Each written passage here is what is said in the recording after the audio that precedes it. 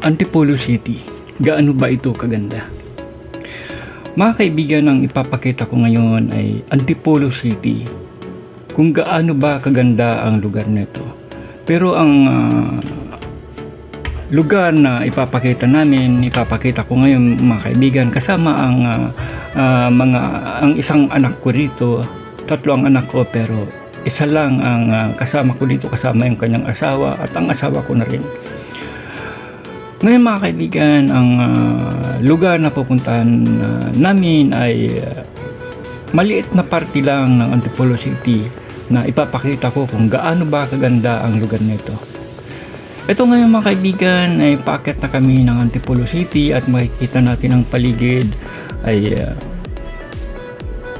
napakaganda, no? Maganda naman talaga ang Antipolo City. Hindi ko ito kabisado na lugar nito pero maraming beses na akong nakapunta sa bayan, sa lungsod ng Antipolo. Ayan mga kaibigan, at paakyat kami ng Antipolo at napakaganda ng paligid dito mga kaibigan, ano? Ayan, mag-green at hindi ka masyadong nakakakita ng mga obstruction dito. Bagamat mayroon, pero hindi gaya ng ibang makikita natin na kalimitang nakikita natin sa kapaligiran ng Metro Manila na napakaraming obstruction. Dito marami din, mayroon din, pero hindi ganun kalala, no? Ayan. Sana yung mga obstruction na yan hindi naman masyadong dumami, ano, makontrol sana ng pamahalaan, kasi kapag ka nadami na yan, napakahirap ng alisin. Ay mga kaibigan, uli ang ipapakita ko dito ay maliit na bahagi lang ng Antipolo City kung gaano ba ito kaganda. Yan, napakagandang magbiyahe dito, kaya tuloy naiisip ko napakarami mga tao, mga artista na gustong tumira sa Antipolo City. Ang ganda ng paligid mga kaibigan, at pag nagdadrive ka dito, nakakaalis ng stress, ano, kapag pinipil mo. Alam mo mga kaibigan, ang isa sa mga masasabi ko, kapag ka Antipolo City, kapag ka napasyal kayo sa mga pasyalan gaya nito, alisin natin ang problema. Kasi kapag ka mapasyal kayo dito, pagkatapos pinag-uusapan nyo pa rin ang mga problemang dala-dala na nakasama natin sa araw-araw, hindi natin masyadong mapipil ang kagandahan nito. Ito, papasok na kami ng village na to, ano. Ayan, magaganda ang mga kabahayan dito, at kahit ganyan lang, mayroon silang mga business din yan, ano. Ayan, sa kaliwa parang research, parang ano siya, ano, masyadong pangmayaman ang lugar nito, ano. Mayayaman talaga ang parting ito ng village nito, kasi makikita naman natin ang kalsada napakaganda at ang mga kabahayan ay malalaki. Dito mga kaibigan, sa lugar nito, maliwalas talaga makikita natin ang green, ang makahoy na mga kapaligiran. Ayun mga kaibigan, tuloy ang takbo at kukunti na lang sa parting ito ang mga sasakyan, kasi nga village na ito, ano, hindi na ito daanin ng mga public, mga pampublikong sasakyan. Kahit mga private, hindi na masyadong daanin. Ayan, ang gaganda ng mga bahay dito mga kaibigan. Siguro mga bilyonaryo ang may-ari niyan, ano, kasi maliban sa malaki, magaganda pa, at saka hindi biro magkaroon ng malaking bahay sa lugar nito, kasi mahal, lupa pa lang napakamahal na, no. Kaya malamang makita tayo ng malaking bahay at magaganda sa lugar nito, malamang masasabi nating bilyonaryo ang taong yun. Ayan mga kaibigan, ang lugar, padulo kami ng padulo, at makikita natin na yan. Sakop na daw ito ng Taytay, no? Hindi daw Antipolo at saka Taytay, magkaiba yun, eh. Pero pareha sila Rizal. sakop daw ito ng Taytay. Yan, papunta kami sa mga kabundukan, umakyat kami kanina, ngayon ay pababa naman. Ayan, dito maraming gumigimik din ano. Ito hindi ito masasabing kagaya ng mga gimikan na sinasabi ng iba na mayroong mga alak at kung ano man dito, kakain ka lang, ipipil ang paligid, kwentuhan ng pamilya, ayan, mga ganun lang ano.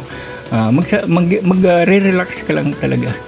Gaya nito, alam mo mga kaibigan, kung bakit sinasabi kong pag nakakita ka ng magandang bahay at sa lugar, sa mga ganitong lugar, kung bakit tinatawag kong bilyonaryo, kasi hindi mo ilalagay dyan ang buong pira mo sa malaking lupa at magandang bahay para lang ipambili sa mga ganyan, kasi paano ang negosyo mo, di ba? Kaya para magkaroon ka ng ganyang kalaking bahay, malamang bilyonaryo ka talaga eh. Dahil maliit na bahagi lang naman ang mga ganyan sa kinikita mo. Ayan mga kaibigan, padulo na kami ng padulo. Sa totoo lang, nakaka-relax talaga, no? Panatag naman kami na walang masamang, walang mga rebelde sa lugar nito, kasi nga ano naman ito eh, kontrolado pa rin ito ng villages na pinasukan namin. Ayan, ang galing ano, sulok na ito eh. Hindi ko masasabing sulok talaga, kaya ko lang naman nasabing sulok kasi tingnan mo yung paligid, parang bundok na bundok talaga, pero ang daming mga tao dito, may mga sasakyan, dala nila ang mga sasakyan nila na gumigimik gaya namin. Ito, dito binibidyohan ako ng asawa ko kung paano ako mag-park, no? Ayan, sabi ko kasi sa kanya, bidyohan mo ako. Ito ang pinasukan namin mga kaibigan, Casa Melier, hindi ko masyadong mabasa. Ayan, dito magubat talaga, no? Sasabi ko na parang kagubatan na talaga. Yan ang anak ko kasama ang asawa niya. Pababa kami, ano, ayan. Ang ganda ng paligid. Dito marirelax tayo mga kaibigan kapag pupunta tayo sa mga lugar nito. Mga kaibigan ko dyan, mga viewers ko dyan, manunood at gustong subukan magliwaliws dito sa Antipolo City, mag-relax, subukan ninyo ang lugar nito mga kaibigan. Maganda yan, no? Marirelax ka talaga. Para bang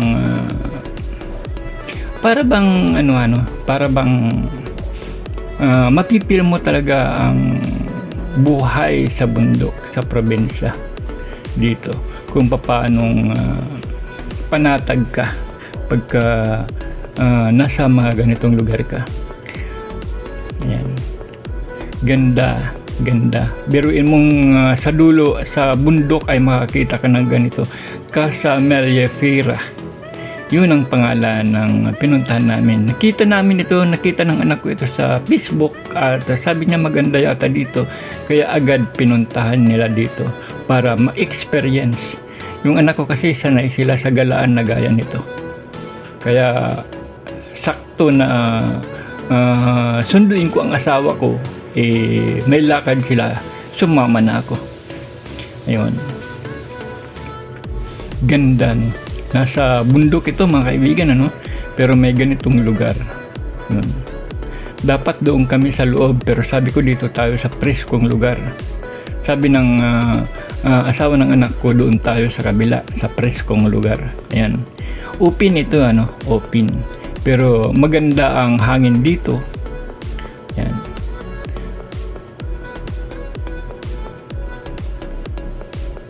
Sa mga ganito mga kaibigan, alam mo, medyo nakakalungkot lang, ano, kasi maraming tao hindi kayang i-afford yung mga ganitong bagay. Alam mo mga kaibigan, ako man nung mga nakaraang dekada, namuhay akong isang kahig, isang tuka. Yung bang pag nagtrabaho ka ngayon, ang kikitain mo lang pagkain mo bukas. At hindi lang yan mga kaibigan, namuhay ako sa kabundukan. Nung maliliit pa ang mga anak ko, na nag-uuling ako na kumikita lang ako ng 50 hanggang 70 pesos sa isang araw sa pagpuputol ng napakaraming mga kahoy para gawing uling. Pero ngayon nakatapos ang mga anak ko sa kanilang mga pag-aaral, mga kaibigan, ito ang kahit papaano nakatikim ako ng bago ako tuluyang mawala sa mundo, no? Kasi ngayon 56 na ako at ngayon nakakaranas ako ng konting ginhawa dahil sa mga anak ko, dahil nga nakatapos sila, nakapag-produce sila ng bahay, ng matitirahan namin, ng air condition. Nararanasan ko yan sa bahay namin kasi dahil sa mga anak ko. Kaya mga kaibigan, yung mga anak ninyo, ingatan ninyo na ang kanilang kinabukasan magawa nila. Ako, hindi ko naman iniisip na magiging ganito ang buhay ko, na kahit papaano naging maaliwalas dahil sa mga anak ko. Pero alam mo, ito lang ang masasabi ko sa inyo, mga kaibigan, na ang pag-aasikaso sa mga anak hindi lang ganon, pero kapag nagawa natin ito ng maayos, ayun, yung pagginhawa nila, madadami tayo. Ito mga kaibigan, makikita natin ang lugar na ito, no? Ang ganda talaga mga kaibigan sa loob. Dito meron silang panindang honey, no? Honey, ayan, honey. 300 ang isa niyan. 300 ba? 3,000. Di ko matandaan. Ayan, meron kasi silang ditong parang plant, no? Nag-ano sila ng honey, maraming mga bubuyog dyan may mga parte dyan na maraming bubuyog. Doon sila nangingitlog, doon ang mga kabahayan nila. Nakaka-relax talaga pagka nagawi ka sa lugar gaya ng lugar nito. Yung magkakaroon ka ng parang na-refresh ang puso at isip mo, kasi nga nakakakita ka ng mga ganitong lugar na makakalimutan mo ang mga problemang kasama mo sa araw-araw, mga problemang hindi naman natin gustong kasama. Pero bakit naman kasi gustong sumama sa atin ng mga problema natin, ano? Ng mga problemang yan, hindi naman natin sila gustong makasama. Pero sa mga ganito mga kaibigan, yun lang ang pang-relax natin, pang-aliw, pang-tanggal ng mga stress. Yan. Pagkalipas ng ilang oras mga kaibigan, naalis na kami at lilipat kami ng ibang lugar.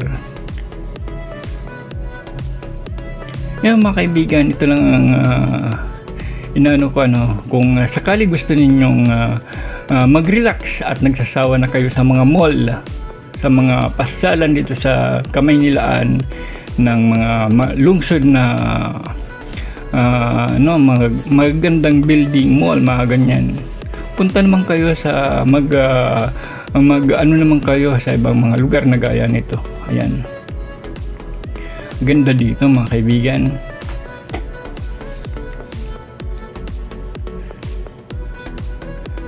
Nakakaaliw naman talaga yan. Nakakaaliw. Nakakawala ng stress. At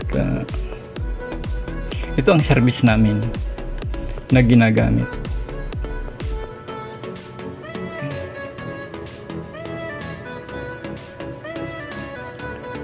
Ang oras ay alas 4 ng hapon. Siya nga pala mga kaibigan, ang lugar na ito, dahil liblib nga, nagsasarado sila ng alas 4. At sa parting ito ay pasara na, kaya umalis na din kami. At dito kami lumipat mga kaibigan sa parting ito. Halos hindi kalayuan doon sa una naming pinuntahan. Yan. Marami talagang pwedeng mapuntahan mo dito sa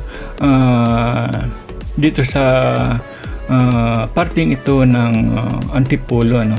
Marami kang pwedeng pasyalan na makakatulong sa iyong pamilya, pagkatao, para maalis ang stress. Hanggang dito lang mga kaibigan. Maraming salamat sa inyong panonood. Bye-bye.